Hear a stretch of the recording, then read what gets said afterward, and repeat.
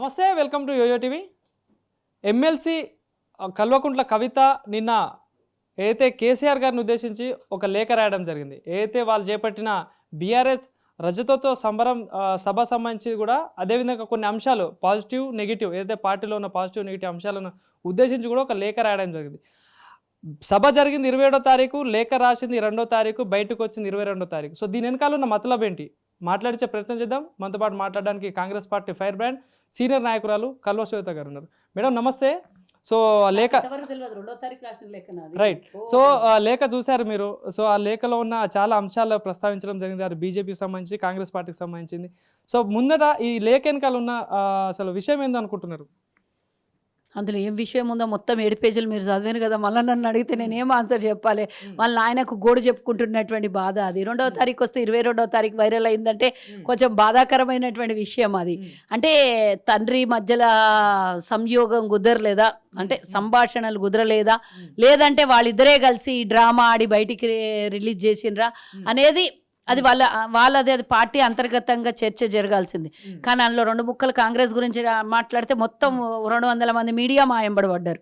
మేము ఏం సమాధానం చెప్పాలో మాకు అంటే వాళ్ళ దగ్గర ఉన్నటువంటి అంతర్గత పోరుకి మేము ఆన్సర్ చెప్పాలంటే కొంచెం మాకు అవసరం లేనటువంటి సబ్జెక్టు.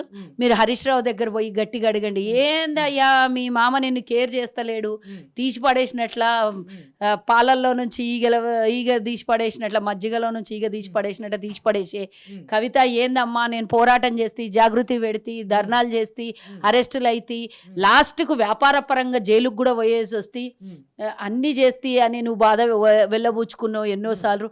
అయినా నిన్ను కూడా మీ నాయన డెక్తలేడా, మీ అన్న డెక్తలేడా, ఎందుకు ఈ లేఖలు బయటికి వచ్చి నీ అమ్మగాలని అడిగితే బాగుంటుంది. ఒక తండ్రికి కూతురికి మధ్యలో ఫోన్ సంభాషణ ఉంటుంది, మెయిల్ పంపించుకోవచ్చు, నార్మల్ గా ఏదైనా ఉంటే డైరెక్ట్ పోయి మాట్లాడవచ్చు. అలాంటిది లేఖ బయటికి రావడం వెనకాల ఏమనుకుంటున్నారు? ఇది వాళ్ళ కుటుంబానికి సంబంధించినటువంటి లేఖ కాదు అని చూపించడం ప్రయత్నం చేసారు వాళ్ళు. ఆ ప్రయత్నంలో నిన్న నుంచి మీడియాలలో చక్కర కొడుతున్నది. అంటే ఏదైనా చిన్నది కావాలి, చీమకాలంత దొరికితే దాన్ని కొండంత రాద్ధాంతం చేయడం మీడియాకి అలవాటు. నేనంటే అది అలవాటైనా కూడా ఇదేంది వాస్తవాలు తెలవాల్సినటువంటి అవసరము జనాలకు ఉంది. మీడియా దాన్ని బయట పెట్టాల్సినటువంటి బాధ్యత కూడా ఉంది. దాన్ని నేను యాక్సెప్ట్ చేస్తా. కవిత నిన్న రాసినటువంటి లేఖ అని అంటుర్రు. 7 పేజీలు అంత ఓపిక ఎక్కడుందో నాకు అర్థం కాలేదు. కానీ ఈ కాలంలో ఏమన్నా ఉంటే ఫోన్లో టకటక టైప్ చేస్తాము, లేదా సిస్టమ్ ముంగల కూర్చుంటాయి. ఆమె వెల్ ఎడ్యుకేటెడ్ అయినా కూడా దాన్ని ఈ విధంగా లేఖ రాసి స్వయాక్షరాలతో రాసిన అని చెప్పి దాన్ని వైరల్ అవుతున్నట్టుగా నిన్నంతా మొత్తం అన్ని ప్రైమ్ ఛానళ్ళల్లో అది రావడము అనేది చూసిన తర్వాత అందులో ఉన్నటువంటి సమాచారము కార్యకర్తలని బూస్టింగ్ ఇవ్వడం కోసమో, అంటే లేదు మేము కూడా మీ గురించి ఆలోచిస్తున్నాము అని చెప్పడమో. ఎందుకంటే వాళ్ళ సభ తర్వాత తుస్సుమన్నదని అందరికీ తెలుసు. ఆ సభ కాంగ్రెస్ని తిట్టడం కోసమే పాపం 200 కోట్లు ఖర్చు పెట్టుకున్నారని మేము ఆ రోజు కూడా చెప్పినాం. ఈరోజు అది నిజమైంది, వాస్తవం. ఎందుకంటే ఆమె రాసినటువంటి మాటల్లో కొన్ని నిజాలు కూడా ఉన్నాయి. 2001 నుంచి నీతో ఉన్న వాళ్ళని ఎవరినైనా మాట్లాడిచ్చేది ఉండే, వాళ్ళకి దగ్గర అయ్యేది ఉండే, వాళ్ళతో మాట్లాడేది ఉండే అని అంటే ఇవన్నీ వాళ్ళ అంతర్గతంగా చర్చలు జరుగుతున్నట్టున్నాయి. పార్టీలలో అక్కడక్కడ గ్రూపులు కూర్చొని డిస్కషన్ చేస్తున్నట్టున్నారు ఎక్కడికక్కడ క్యాడరు. ఆ క్యాడర్ని అందరినీ మేము ఒకజాల కూర్చోబెట్టి నిజము అని చెప్పినా కూడా వాళ్ళు నమ్మరు.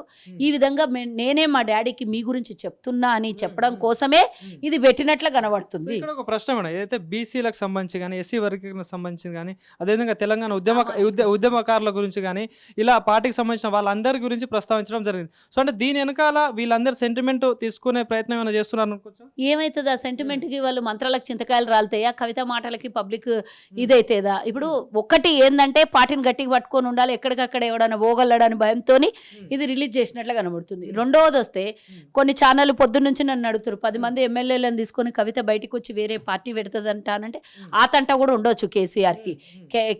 హరీష్ రావు ఏమో నువ్వు టీఆర్ఎస్ నిడిచేసినావు, నేను దాన్ని నువ్వు క్యాన్సిల్ చేసుకున్నావు పార్టీ కాబట్టి నేను టీఆర్ఎస్ని వాపస్ తెచ్చుకుంటా, నేను ఉద్యమకారుణ్ణి అని ఆయన కొట్లాడుతున్నట్టున్నాడు.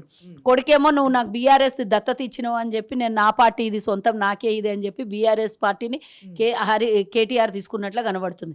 సరే మీరందరు కలిసి నన్ను దూరం చేస్తున్నారు, ఎంతైనా ఆడపిల్ల అంటే ఆడబుట్టిన పిల్ల అన్నట్ల నేను అవతల బిడ్డని కాబట్టి నన్ను మీరు దూరం చేస్తున్నారేమో, నేను జాగృతి పేరు మీద ఒక పార్టీని పెట్టుకుంటా అని చెప్పి ఆమె ఒక రకంగా క్రియేట్ చేస్తుందో. ఏది ఏమైనా వాస్తవానికి వాళ్ళ కుటుంబంలో ఏదో అలజడి అయితే జరుగుతుంది. అది ఇంటర్నల్గా వాళ్ళకు జరిగేటటువంటి అలజడా, లేకపోతే బీజేపీ ప్రభావం ఈ ఇంటర్నల్గా వాళ్ళ మీద పడుతుందా? ఇప్పుడు ఒక ప్రశ్న మేడం, ఏదైతే గత కొన్ని రోజుల్లో కూడా బీఆర్ఎస్ లో చీలికలు రాబోతున్నాయి, కొత్త పార్టీ రాబోతున్న ఒక వార్త చక్కర్లు కొడుతున్న పరిస్థితి. గతంలో ఏదైతే కొన్ని రోజుల క్రితం కేటీఆర్ హరీష్ రావు భేటీ, మొన్న కేసీఆర్ హరీష్ రావు భేటీ, ఈ గ్యాప్ లో లేక బయటికి రావడం, ఏదంతా చూసుకుంటే ఏమనుకోవచ్చు ఇదంతా? అంటే నేను ఇందాక నుంచి చెప్తున్నా అదే విషయం కదా. అంటే పబ్లిక్ని కన్ఫ్యూజ్ చేసే ప్రయత్నంలో ఉన్నారు వీళ్ళు. హరీష్ రావుకి ఏదో జరిగిందని చెప్పి ఆయన పరామర్శ కోసం పోతే దాన్ని ఒక గంట సేపు కూర్చొని డిస్కషన్ చేసిండు కేటీఆర్ అని చెప్పేది, అది బయటకు వచ్చిండు. ఆయన ఏమైనా మాట్లాడిండా? ఆయన మాట్లాడలేదు. అంటే లోపల ఏం జరిగిందో మనకు తెలియదు. బావ మరుదులు ఆస్తుల లెక్కలు తెలుసుకున్నారో, లేకపోతే నువ్వు ఒకవేళ నకరా లెక్క దొబ్బినో అంటే మా నాయన హయాల్లో నీకు ఎంతెంత దోపిడీ చేసి ఇచ్చిండో అదంతా మళ్ళీ బయటికి కూస్తాం బిడ్డ అని బెదిరించి వచ్చిండు. లేదా హరీష్ రావే కేటీఆర్కి ఒక అల్టిమేటం ఇచ్చిండు, బిడ్డ మీ అందరు సంగతి చెప్తా, నేను బయటికి పోతానంటే 10 మంది ఎమ్మెల్యేలని గుంజుకొని పోతా, అప్పుడు మీ దోలు తీరుతుంది, నువ్వు నేను చెప్పిన నా ఫోటోలు వేయకుండా నన్ను రోడ్డు మీద నిలబెట్టించి ట్రాఫిక్ పోలీస్ లాగా వాడుకున్నారు మీరు, మీ సంగతి చెప్తా అని ఆయనకు అల్టిమేటం ఇచ్చిండు. లేకపోతే ఆస్తిలో వాటాలో భాగంగా పంపకాలలో భాగంగా కవిత అలిగిందో.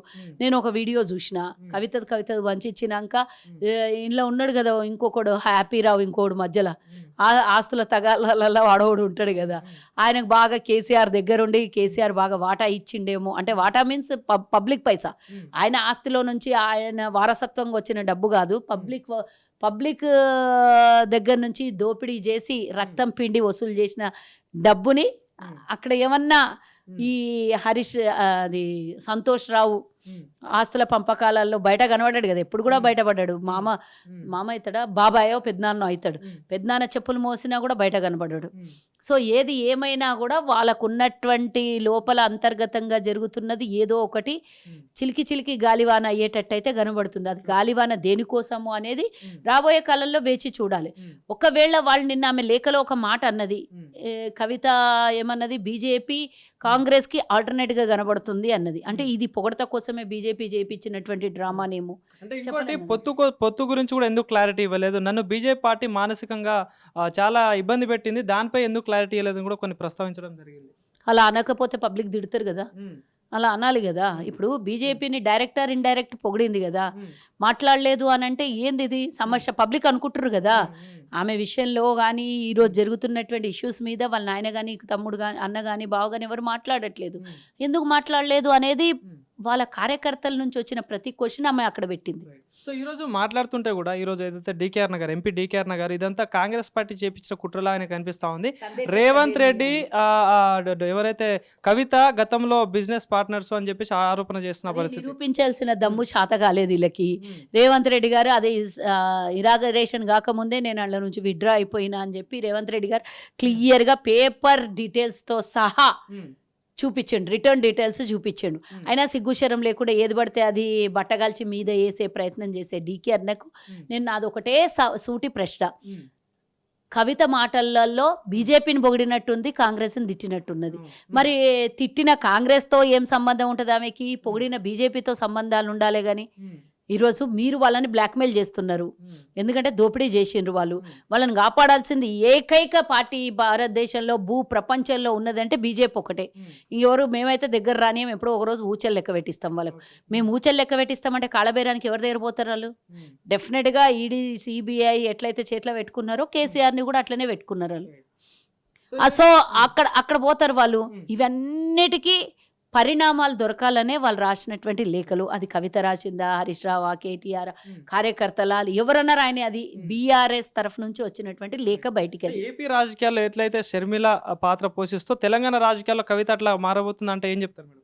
అంటే షర్మిల డే 1 నుంచి చాలా ఏళ్ల నుంచి ఎప్పుడైతే రాజకీయాల్లోకి వచ్చిందో వాళ్ళ అన్నతోని, మరి వాళ్ళ అన్న అధికారంలోకి వచ్చిన తర్వాత ఆమె స్ట్రేట్ ఫార్వర్డ్గానే చెప్పింది, నాతో పని చేయించుకున్నాడు కానీ నాకు ఎక్కడ కూడా స్పేస్ ఇయ్యలేదు అని తెలంగాణకు వచ్చింది.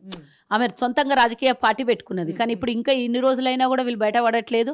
అంటే తండ్రి బతుకుండంగా, అక్కడైతే వాళ్ళ తండ్రి బతికిలేడు కదా, తండ్రి బతుకుండంగా పిల్లలు కొట్టుకొని వస్తే తండ్రి చూడలేడు కాబట్టి ఆయన అక్కడ చేస్తాడు, వీళ్ళు ఇక్కడ చేస్తారు, వీళ్ళు ఎక్కడ చేస్తారు, ఏం లొల్లు అవుతుందో తెలియదు రేపటి నాటికి. కానీ మొత్తానికైతే ఎవరినో ఎవడో అడ్డం పెట్టుకొని ఇది అయితే బయటకి ఇచ్చిండ్రు అనేది ఒక సమాచారం. ఒకటి ఇందులో ప్రమేయం బీజేపీ దాన్ని ఉండాలి. ఎందుకంటే రాను రాను బీజేపీ చరిష్మా కేంద్రంలో తగ్గిపోతున్నది. మనం చూసినాం కదా మొన్న సింధూర్ ఇష్యూ, అదైనా సరే పాకిస్తాన్ భారతదేశంలో జరిగినటువంటి యుద్ధ భూమిలో అమెరికా వాడు ఎంటర్ అయ్యిండు. దానికి సంబంధం లేని ఇష్యూలలో వాడు మాట్లాడిండు ట్రంప్ గాడు. ఈరోజు ప్రపంచ దేశాలని ఇబ్బంది పెడుతున్నటువంటి ట్రంప్ గాని మాట విని మన మోదీ బెండ్ అయిపోయిండు. అయితే చరిష్మా తగ్గుతుంది, రాహుల్ గాంధీ చరిష్మా పెరుగుతుంది day by day. Rahul Gandhi ప్రతి విషయానికి మాట్లాడుతుండు, క్వశ్చన్ చేస్తుండు, ఆన్సర్ ఏమంటుడు, ప్రతిదీ రాహుల్ గాంధీ చెప్పినది ప్రతిదీ నిజమవుతుంది. సో ఏమైందంటే అటు నార్త్ ఇండియాలో వాళ్ళ గ్రాఫ్ తగ్గే వరకు సౌత్ ఇండియాలో పెంచుకోవాలని అంటే ఒక్కడే తెలంగాణ ఉన్నది. దానికి వక్రా కేసీఆర్. ఇప్పుడు కర్ణాటకలో డైరెక్ట్ కాంగ్రెస్ టు బీజేపీ ఉంటుంది. తమిళనాడులో ఎంట్రీ లేదు వాళ్ళకు, కేరళలో ఎంట్రీ లేదు, మహారాష్ట్రలో ఆల్రెడీ అడ్డమైన చెత్త వేషాలేసి ప్రభుత్వాన్ని లాగేసిండ్రు, కొనేసుకున్నారు అక్కడ క్యాడర్ని. ఇప్పుడు ఇక్కడ సౌత్ రాష్ట్రాలలో పాగా వేయాలంటే ఏకైక బక్రా కేసీఆర్. కాబట్టి అక్కడ దెబ్బ తగిలితే రేపటి నాటికి ఇక్కడ మేము పెంచుకోవాలి పుంజుకోవాలి అనే తాపత్రయం ఎక్కువైపోయి ఇట్లాంటి పిచ్చి మాటలు బీజేపీ వాళ్ళు మాట్లాడతారు, పిచ్చి వేషాలు బీఆర్ఎస్ వాళ్ళు వేస్తున్నారు. వీళ్ళని అడం పెట్టుకుని బతకడమే ఇప్పుడు బీజేపీ. కాళేశ్వరం కమిషన్ మీద ఏం చెప్తారు మనం? కాళేశ్వరం కమిషన్ విషయంలో కూడా నోటీసులు ఇవ్వడం జరిగింది కదా, నోటీసులు వచ్చిన డిస్కషన్ జరగొద్దు, దాన్ని డైవర్షన్ చేయాలంటే నువ్వే ఇందాక అన్నావు, నన్ను కూడా అది అబ్జర్వ్ చేయలేదు. 2వ తారీఖు రాసిన లేఖ 22వ తారీఖు వచ్చిందంటే నిన్న కాదు మొన్న కేసీఆర్కి నోటీసులు వస్తే ఈరోజు బయటికి వెళ్ళేది. అంటే మొన్న నోటీసులు వస్తే నిన్న ఇది బయటికి వెళ్ళేది. అంటే టాపిక్ డైవర్షన్. కేసీఆర్ పోతాడా, ఆ నోటీసులకి వివరణ ఇస్తాడా అని అందరు పబ్లిక్ డిస్కషన్ చేస్తుంటే ఆ టాపిక్ ని డైవర్షన్ చేసి ఇక్కడ బీఆర్ఎస్ పార్టీ డ్యామేజ్ అవుతుంది కదా. అంటే ఒకవేళ ఇట్లా మీరు చెప్పినట్టు చేయాలి. ఇందాక చాలా మంది అడిగారు నాకు, సానుభూతి కోసం చేసిండ్రేమో అన్నారు. మరి నువ్వు డ్యామేజ్ అవుతుందని ఎట్లా? ఒకలేమో సానుభూతి పెరుగుతుంది అన్నారు, ఒకలేమో డ్యామేజ్ అవుతుంది అన్నారు. ఇది ఇందులో ఏ వాస్తవం ఏ అవాస్తవం అనేది ఇంకా అప్పుడే బయటకు పడదు ఇంత తొందరగా. ఇవన్నీ మనం గతంలో ఎన్నోసార్లు చూసినాయి, రకరకాల డ్రామాలు. మనము సర్కస్ పోతుంటాం, మన పిల్లలు సమ్మర్ హాలిడేస్ వస్తే మా ఊరికి సర్కస్ వచ్చిందని పిల్లల్ని చూపించడానికి సర్కస్కు పోతుంటాం. అందులో సర్కస్లో అన్ని ఆటలు అయితే, తోలుబొమ్మల ఆటలు చూడడానికి పోతాం, తోలుబొమ్మల ఆటలు అయితే అందులో పార్టీ ఇప్పుడు అవన్నీ లేవు కాబట్టి వీళ్ళు చూపిస్తున్నారు మనం. Thank you.